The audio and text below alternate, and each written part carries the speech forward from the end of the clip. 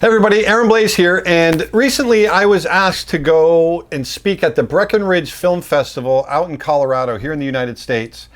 And they were doing something really interesting, something that actually hadn't been done before. They were doing a filming of Beauty and the Beast, the 1991 animated version, which I'd worked on. And they were also going to be filming the live action version that just came out in 2017. They're going to be showing them back to back. They asked me to come out and speak on the process, what it was like to work on the original version. I was one of the animators of The Beast under Glen Keane, who was the supervising animator of The Beast and Beauty and the Beast. So they asked me to kind of speak on that experience. And they also asked Don Hahn, who was the producer of not only the original animated version, but he was also executive producer on the live action version. For those of you that don't know Don Hahn, he's an incredibly prolific producer in Hollywood. As far as animation goes, he was an associate producer on Who Framed Rajah Rabbit. I actually have to look at the list because the list is extremely long. But he was producer of Beauty and the Beast, The Lion King, Hunchback of Notre Dame, Atlantis, The Lost Empire, Emperor's New Groove. He's done various documentaries, African Cats, among others, Chimpanzee. He was executive producer of Frankenweenie, Maleficent. So the list goes on and on and on. He's a great, incredible guy, incredibly talented, incredibly prolific. And so the two of us were asked to come out and speak. And so it was a great experience. And one of the things they asked me to do was sit down and do a demonstration on how to draw the beast. You know, what were the things that I thought about?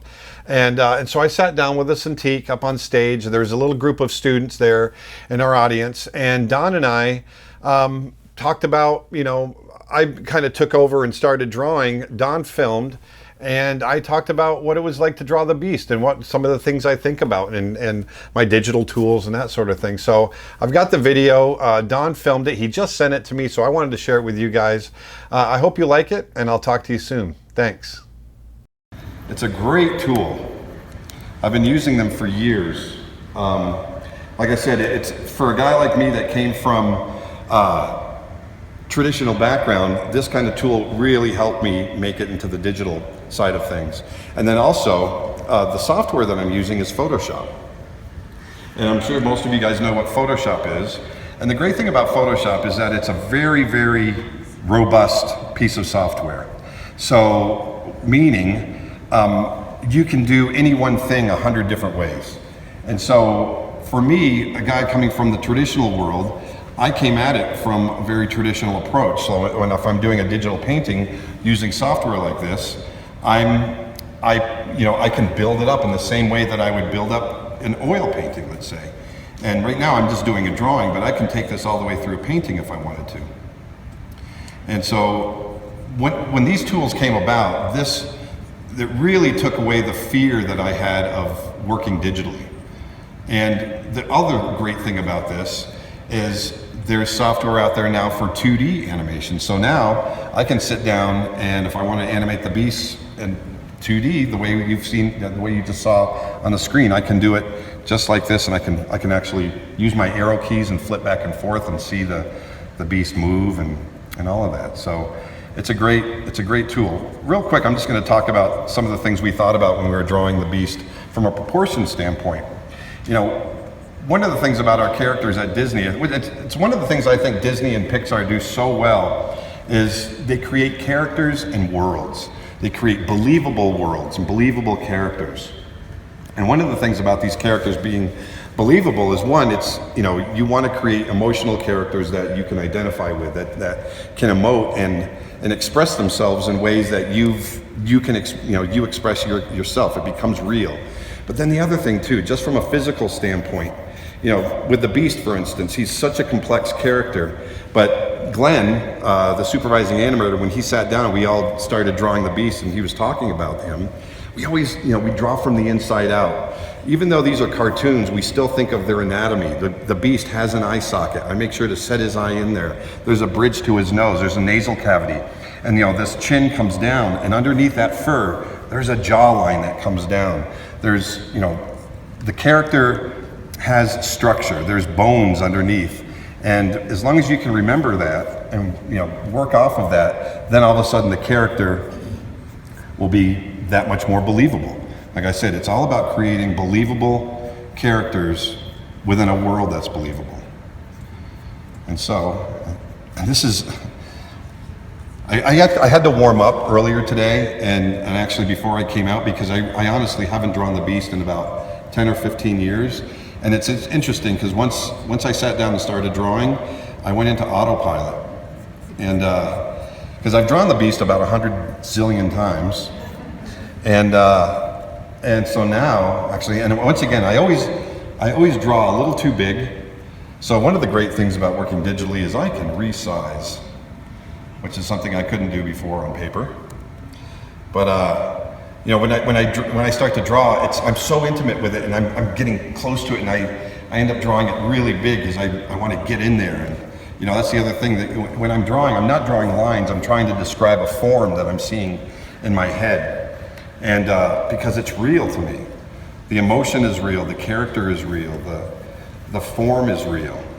And so, a lot of people say, oh my gosh, you draw them so fast. Well, it's not that I'm drawing them fast, I just want to get it down because I can see it and I feel it. And I just, it's easy to get it down really quick like this. And then once you get it down, like so, then you can always go in. I always tell my students, then you can just go in, then you can make your pretty drawings. Then you can make it pretty. Especially in animation, because a lot of times you're trying to get an action, exactly. And the pretty drawings come pretty late.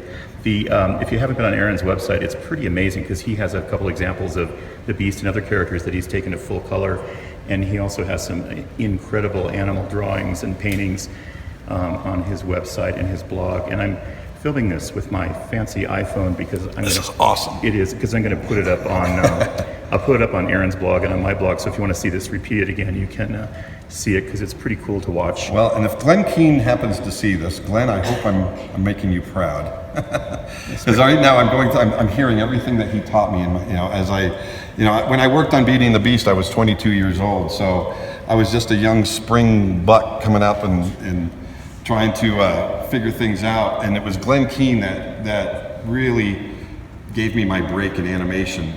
And the scene, one of the big things for me, just going back to kind of the history of it for me, that scene where she's trying to bandage him in front of the fireplace, and he's yelling and they get in this argument, that hurt, all that stuff. That was a sequence that Glen, it was a big juicy sequence, and it was something that Glen could have held on for himself, but he didn't. He's an incredibly generous, wonderful guy that was very much about not just creating a great film, but he was really all about developing the talent within the studio for future films.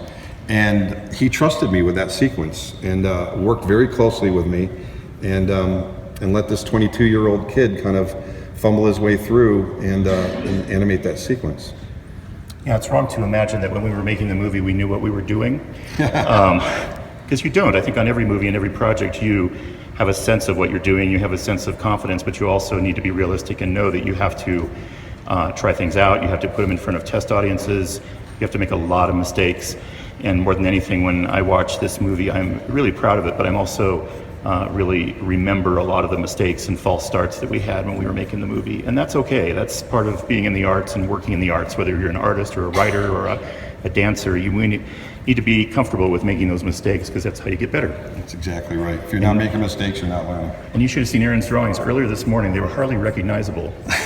And I'm just kidding. They were really... Absolutely. They were excellent. Absolutely. They look just like you. Yeah, this is actually based on me. No. And one of the things I always forget, I always find myself, because I still think of this as a piece of paper, and so I'll end up drawing like way down here in the corner and forget that I can actually move it around.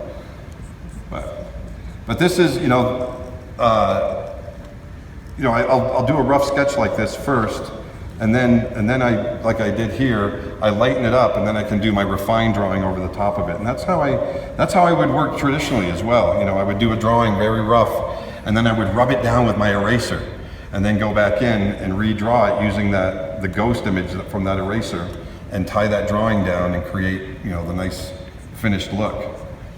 Now, keep in mind as well that, Glenn and I and the other guys that animated the Beast, we were the rough animators. So the drawings that you see up on the screen, those weren't our drawings. We would come through and our drawings would look about like this. They'd be about this rough. And then we would have assistants, cleanup assistants that would come through and redraw every single one of our drawings and then add drawings as well to smooth out the action, because sometimes we wouldn't put all the drawings in. We would just put the key poses in to describe a certain action. And then they would come through and redraw everything and then add all the extra drawings. And so usually each character, well, each animator was the head of a unit of about 4 or 5 people. And so, and then I think we ended up getting up to about 40 or 50 animators. Yep, that's true. On Beauty and the Beast. So imagine 40 or 50 animators and then another 3 or 4 people on top of that. And that was just for animation. That's not backgrounds and all of that. So one thing Disney does is kind of a secret weapon we don't talk about much, but it started back on Frozen and Tangled and some of those movies, is having 2D animators draw over the top of 3D computer graphics animators' scenes. Because the computer, as great a tool as it is, it can make you lazy sometimes because maybe a rig doesn't move in a certain way, or it's hard to move, or maybe the in-betweens are a little soft and mushy. So by having somebody draw over the top of an extreme and push that extreme into where it needs to be, it kind of forces the CG animators to push their work to a higher level. So there's a lot of interaction between people like Aaron that are drawing on a tablet like this over the top of rough computer graphics animation, and it really helps the animation look a lot better. Exactly. I'll throw a little color in here, which we normally don't do, but just to get them to read a little bit. He had this blue-gray, or actually it was more reddish kind of nose. Just throwing a couple little separations in here.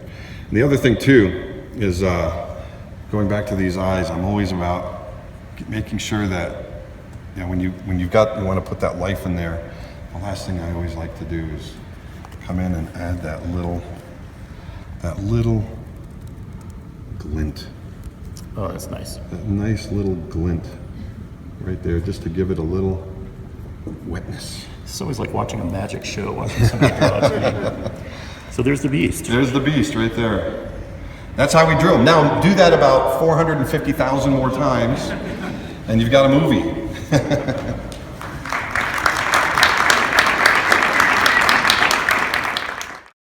Hey, thanks for watching. If you liked what you saw, please hit the red subscribe button down below. Spread the word. And also, if there's something that you're not seeing that you'd like to see, let us know. We'd love to hear from you. Thanks a lot.